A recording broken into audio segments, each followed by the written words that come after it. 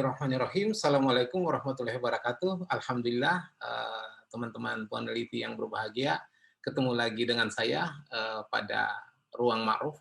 Insya Allah kita akan mencoba memahami bersama skema penelitian pada pendidikan tinggi vokasi pada kali ini, khususnya untuk tahun 2021-2022. Oke, bahan presentasi ini mengikuti panduan penelitian 2021 ya, pendidikan tinggi vokasi edisi pertama.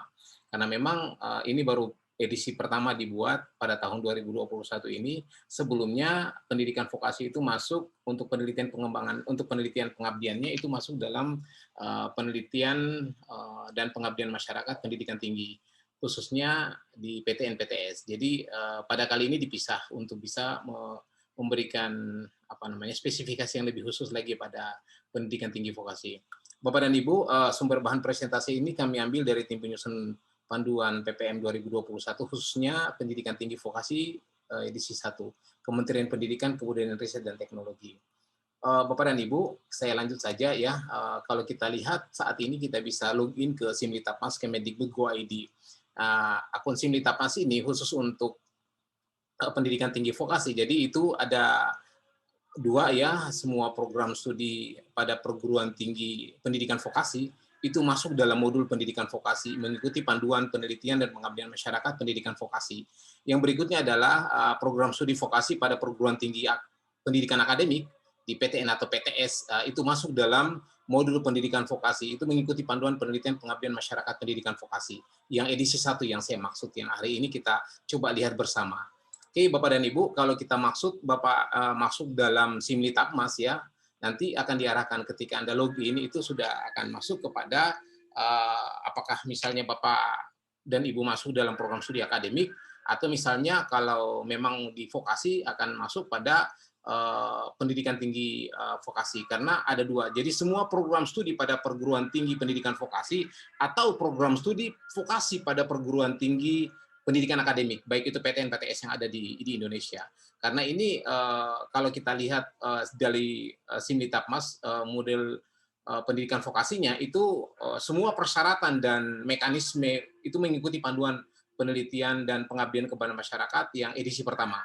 Sementara kalau misalnya pendidikan tinggi akademik itu masuk pada semua persyaratan itu, mekanismenya itu mengikuti panduan penelitian dan pengabdian kepada masyarakat pendidikan akademik ya, edisi revisi 13 ya, Bapak dan Ibu. Oke, kita lanjut saja. Kita ketahui bersama kalau misalnya teman-teman peneliti itu sudah memahami sebenarnya kebijakan dasar dari penelitian dan pengabdian masyarakat yang ada, yang diluncurkan oleh Kemendikbud Ristek saat ini. Itu yang ada 3 hal yang paling penting yang harus kita pahami bersama, bahwa kebijakan dasar dalam penelitian ini adalah itu penguatan proses hilirisasi penelitian dengan menghasilkan produk inovasi perguruan tinggi vokasi, khusus untuk vokasi ya. Kemudian yang kedua itu mengawal implementasi rencana induk riset nasional ya, sesuai dengan periode PRN ya, prioritas riset nasional yang sedang dijalankan dengan penguatan tema penelitian yang terkait green economy, blue economy, digital economy, pariwisata, kemandirian kesehatan ya. Dan yang berikutnya adalah mendukung program Merdeka Belajar Kampus Merdeka dalam bidang penelitian khususnya. Oke, Bapak dan Ibu, kita masuk pada skema penelitian khusus skema penelitian pendidikan vokasi ya. Sebelumnya kita coba pahami dulu bahwa semua yang namanya skema penelitian itu akan mempunyai TKT, tingkat kesiapterapan teknologi ya, baik itu penelitian, skema penelitian dasar, skema penelitian terapan, dan skema penelitian pengembangan. Jadi kalau misalnya penelitian kita di awal, misalnya untuk pendidikan maksud saya untuk beberapa teman-teman dosen yang meneliti awal itu bisa mengikuti skema penelitian dasar, atau misalnya beberapa teman-teman yang sudah advance penelitian tapi masih mau melakukan penelitian dasar yang memang betul-betul itu sangat basic, itu masuk dalam skema penelitian dasar ya. Kemudian yang berikutnya itu masuk dalam skema penelitian terapan. TKT-nya tentu itu adalah TKT 1, 2, 3 untuk skema penelitian dasar, skema penelitian terapan itu 4, 5, 6, dan skema penelitian pengembangan itu 7, 8, 9. Coba kita lihat TKT itu sendiri ya. Kalau misalnya tingkat kesiapan teknologi itu sendiri, itu untuk riset dasar itu ada memang 3 tahapan. Yang pertama, tahapan pertama atau TKT 1 itu prinsip dasar dari teknologi diteliti dan dilaporkan. Jadi penelitian yang dasar yang kita starting untuk melakukan penelitian dari prinsip dasar teori yang kita mau uji atau apa saja yang berkaitan dengan itu, misalnya itu masuk dalam TKT pertama. Kemudian setelah kita tingkatkan dengan melakukan formulasi konsep atau aplikasi formulasi, itu kita masuk pada TKT kedua. Dan yang berikutnya itu pada tiga, itu pembuktian konsep tadi. Jadi ada prinsip dasar formulasi tadi, kemudian kita pembuktian konsep dan fungsi atau karakteristik penting dari semua analisis yang kita lakukan, eksperimentasi yang kita lakukan. Sehingga memang penelitian dasar ini merupakan dasar dari penelitian-penelitian lanjutan, ya, fondasi penelitian lanjutan untuk kemudian penguatan-penguatan untuk bisa mendapatkan hasil-hasil penelitian yang kemudian itu bisa diterapkan atau bisa diimplementasikan baik untuk stakeholder, masyarakat, negara, ataupun untuk perusahaan nantinya. Sehingga memang setelah kita masuk pada riset dasar, ada riset terapan yang masuk pada TKT 4, 5, 6, ataupun riset pengembangan yang 7, 8, 9. Ini nanti akan kita bahas spesifik. Oke, Bapak dan Ibu, dalam skema penelitian pendidikan tinggi vokasi, ya, itu tetap mempunyai skema penelitian dasar, skema penelitian terapan, dan skema penelitian pengembangan. Ya, memang ada ada tiga yang sama dengan perguruan tinggi akademik, ya, penelitian dosen pemula misalnya, atau penelitian tesis magister dan KKS, ya, konsorsium ini. Dan kemudian yang berikutnya skema penelitian terapan itu spesifik mulai, ya, baik itu misalnya penelitian PEP 2V misalnya, ya, penelitian untuk vokasi, ya, kemudian penelitian penerapan untuk unggulan perguruan tinggi, ya, penelitian vokasi untuk perguruan tinggi, kemudian yang PKK misalnya, ya, kemudian skema penelitian pengembangan untuk vokasi juga ada, ya, Bapak dan Ibu. Coba kita lihat berikutnya, ya, ini. Oke, Bapak dan Ibu, acuan substansi dari pengolahan penelitian ini kalau kita lihat tadi saya sudah jelaskan, kita coba diskusikan bersama bahwa dasar rujukannya adalah Rencana Induk Riset Nasional (RIRN), ya. Kita sampai 2045 Rencana Induk Riset Nasional kita, dan sebenarnya kalau misal ini yang akan menjadi acuan nantinya dalam semua penelitian-penelitian baik itu kompetitif nasional maupun penelitian desentralisasi. Untuk kompetitif nasional memang dibagi atas tiga, ya, sudah dijelaskan tadi, dasar, penerapan, dan kemudian pengembangan, ya. Untuk yang penelitian kompetitif nasional yang saya masukkan ini adalah penelitian dosen pemula misalnya PDP, kemudian dosen tesis magister, dan penelitian produk vokasi, ya. Ini yang akan yang tadi saya sudah jelaskan, yang P2V tadi, ya, penelitian produk vokasi itu semua masuk dalam penelitian kompetitif nasional. Dan kemudian juga kalau misalnya untuk beberapa perguruan tinggi yang sudah madya dan mandiri misalnya, itu ada penelitian desentralisasi yang penelitian produk unggulan perguruan tinggi misalnya. Jadi kalau misalnya dia vokasi, namanya itu penelitian produk vokasi unggulan perguruan tinggi, ya, itu. Ada juga sebenarnya yang paling menarik setelah kita masuk pada TKT ke-7 misalnya, ya, ada penelitian penugasan yang di dalamnya salah satunya adalah penelitian pengembangan. Penelitian pengembangan produk inovasi vokasi. Jadi ini merupakan penelitian yang memang lanjutan dari semua penelitian yang masuk pada TKT 7 yang saya sebutkan tadi. Jadi P3IV tadi itu penelitian pengembangan produk inovasi vokasi, ya, Bapak dan Ibu.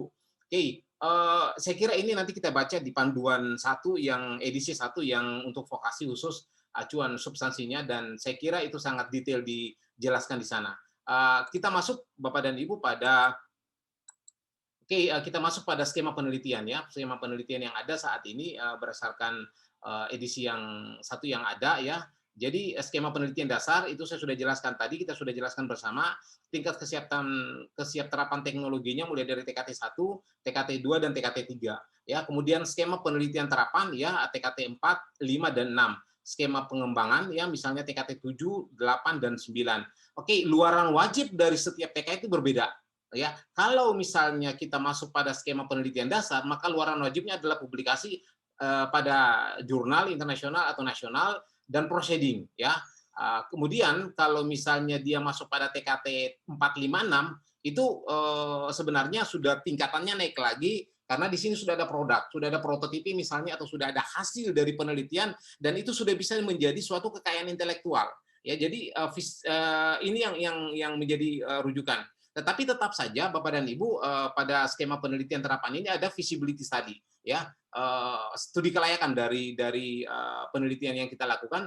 Saya minta maaf, dari skema penelitian dasar tadi juga luaran wajibnya adalah feasibility study, itu luaran wajib, ya, feasibility study. Dan memang kalau kita lihat lagi ada publikasi, dan kalau misalnya di luaran wajibnya untuk penelitian terapan itu juga ada feasibility study, tetapi kemudian bukan lagi publikasi tetapi ke HAKI, hak kekayaan intelektual, karena sudah ada prototipe yang harus didaftarkan untuk paten kah dia, paten sederhana kah dia, atau untuk kekayaan intelektual yang lain.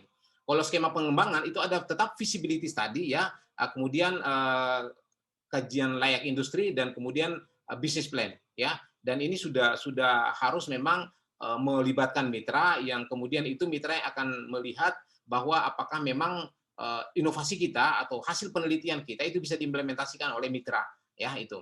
Oke, Bapak dan Ibu, untuk penelitian dasar ini ada yang kompetitif nasional, itu penelitian dosen pemula, dan penelitian tesis magister, ya.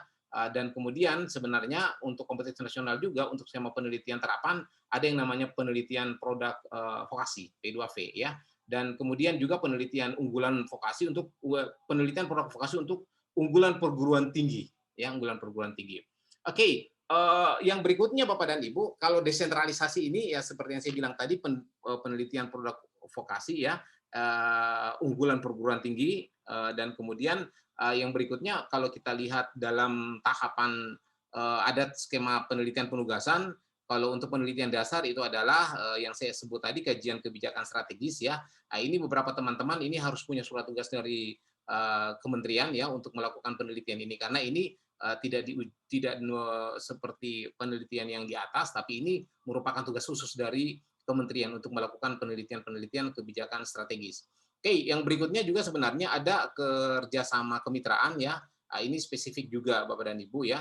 Dan kalau misalnya ini masuk dalam penugasan Bapak dan Ibu, dan kemudian yang berikutnya adalah penelitian pengembangan produk inovasi vokasi. Beberapa teman-teman yang sudah mempunyai produk penelitian yang bagus dan memang sudah masuk dalam level TKT 7 itu sudah bisa mengikuti penelitian pengembangan produk inovasi vokasi. Tetapi yang paling penting di sini persyaratan mitra itu wajib diperlukan. Kenapa? Mitra juga harus berkontribusi untuk bisa memberikan pendanaan, ya, memberikan pendanaan bagi penelitian kita.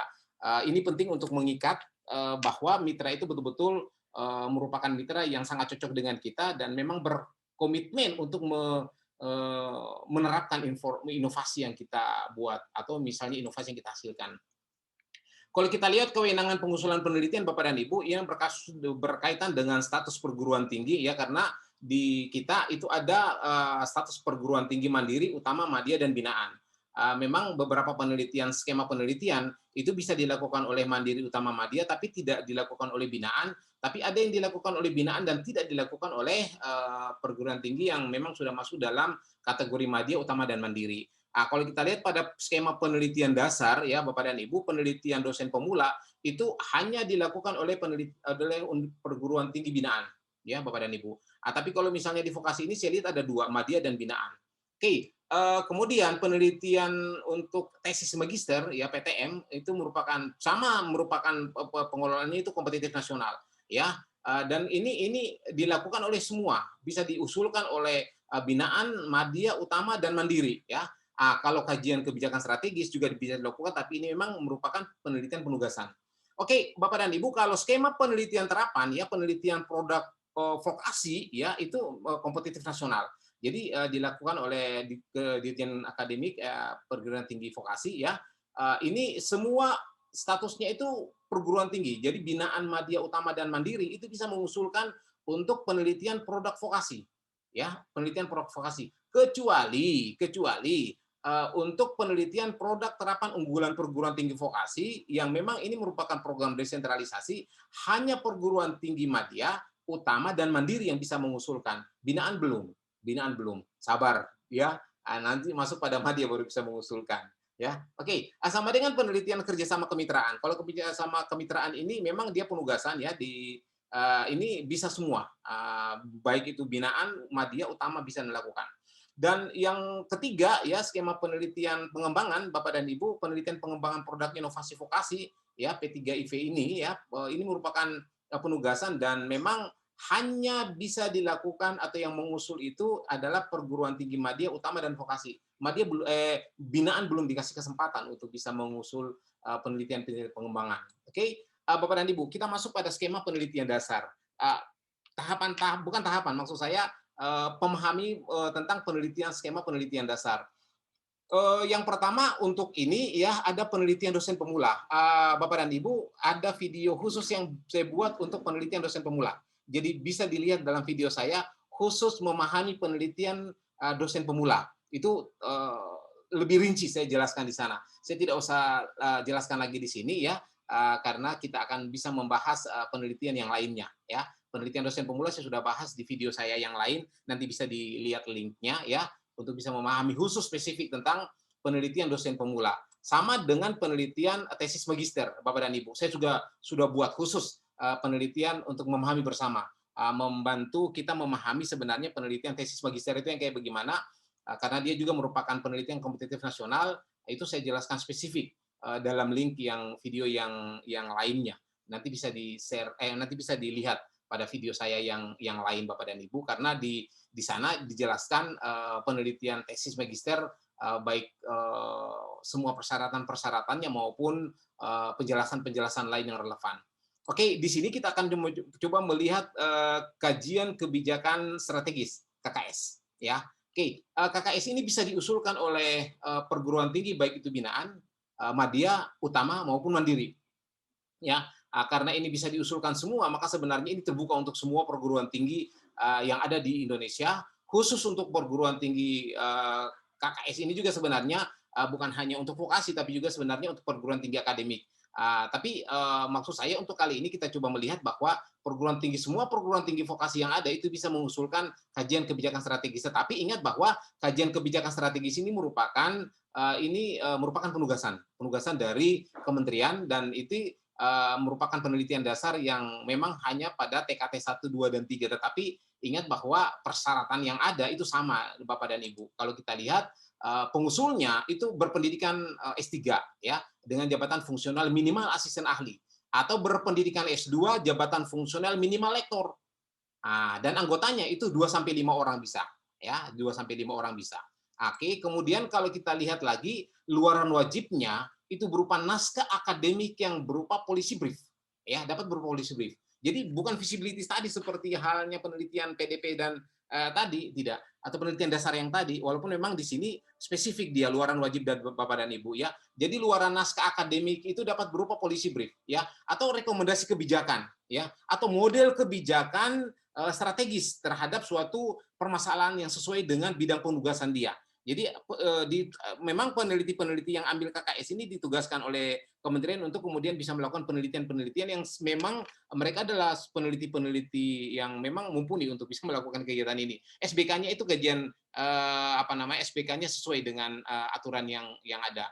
Oke, Bapak dan Ibu, kalau kita lihat SBK kajian aktual strategis ini ya, peraturan ini kajian kebijakan strategi itu 70 juta Bapak dan Ibu ya. SBK kajian aktual strategis satu naskah kebijakan yang saya bilang tadi policy brief itu didanai 70 juta.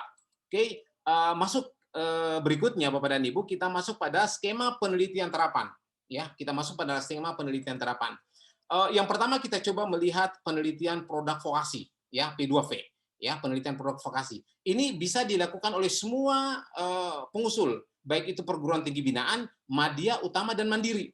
Jadi silakan ini dibuka lebar semuanya ya, bukan melihat perguruan tingginya sebenarnya, tapi melihat individunya, walaupun itu harus memang individu itu memang berasal dari semua program studi yang terdaftar dalam Kemendikbud Ristek ya. Oke, karena ini penelitian produk vokasi ini adalah kompetitif nasional Bapak dan Ibu ya. Kalau kita lihat karena dia penelitian vokasi ini jangka waktunya 2-3 tahun. Jadi Bapak bisa mengusulkan 2 sampai dengan 3 tahun pendanaan ya. Dan pendanaannya itu SBK penelitian terapan ya, SBK penelitian terapan. Coba kita lihat SBK penelitian terapan. Ini SBK penelitian terapan Bapak dan Ibu ya. Satuannya itu per satu laporan hasilnya ya. Memang laporan akhir yang ada yang dinilai, bukan laporan perkembangan.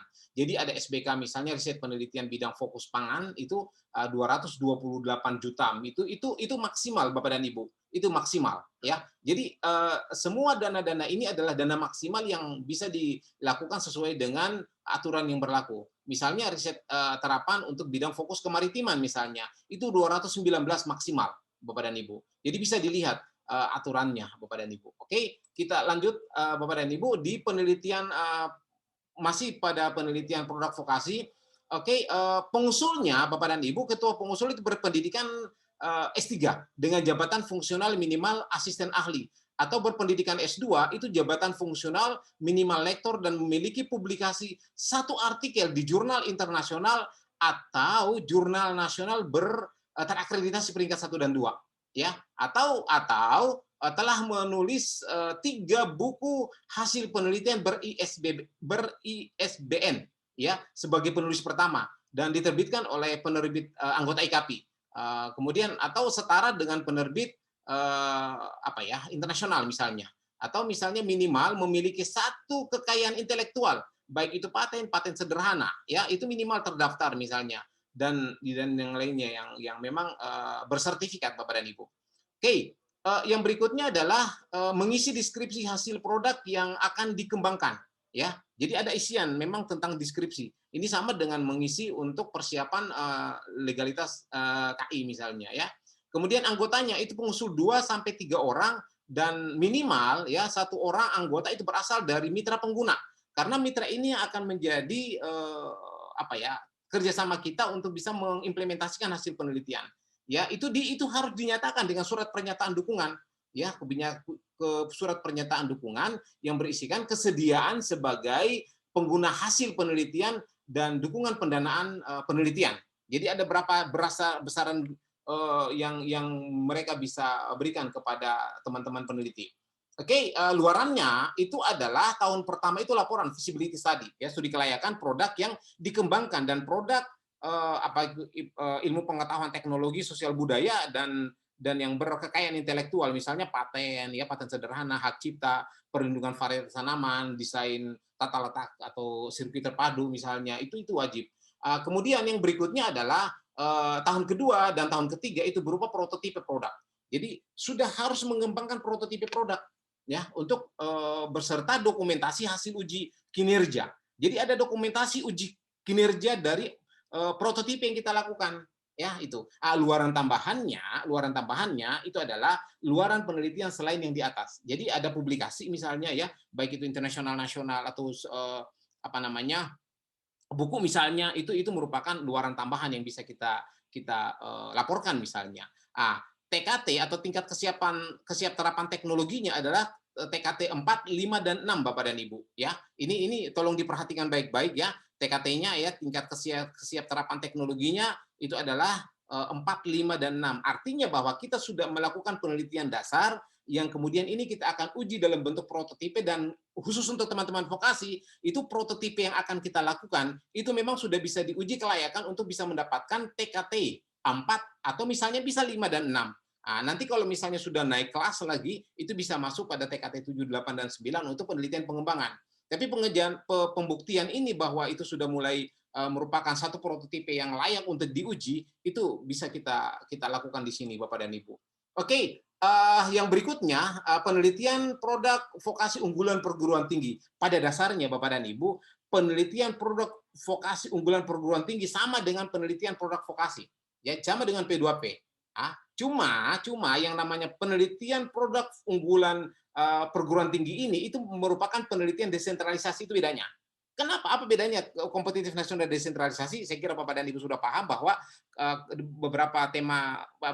beberapa penelitian desentralisasi itu hanya dilakukan oleh perguruan tinggi media utama dan mandiri ya, yang sudah mempunyai peneliti yang handal yang mampu melakukan penelitian dengan disaring atau misalnya ditentukan oleh reviewer internal dari perguruan tinggi tersebut. Jadi memang ini merupakan gawean dari perguruan tinggi sendiri yang kemudian itu diseleksi internal dan kemudian itu dilaporkan ke kementerian nantinya ya. Bapak dan Ibu, persyaratannya sama persis dengan penelitian produk vokasi yang ada. baik itu persyaratan dari si pengusulnya ataupun misalnya luaran wajib dan luaran tambahan yang ada.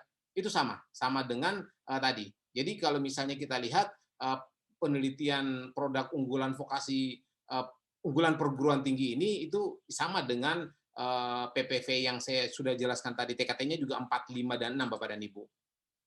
Yang berikutnya adalah penelitian produk vokasi unggulan perguruan tinggi. Kalau kita lihat ya sama dengan tadi, mohon maaf ini berulang dia punya slide Bapak dan Ibu. Yang jelas bahwa yang ingin saya sampaikan di sini adalah yang kita harus bisa pahami bersama adalah penelitian produk vokasi unggulan perguruan tinggi ini itu menghasilkan produk terapan vokasi yang berkekayaan intelektual dengan bermitra pada calon pengguna. Jadi ada perusahaan atau daerah misalnya yang akan menggunakan produk atau inovasi kita untuk kepentingan masyarakat atau kepentingan daerah misalnya.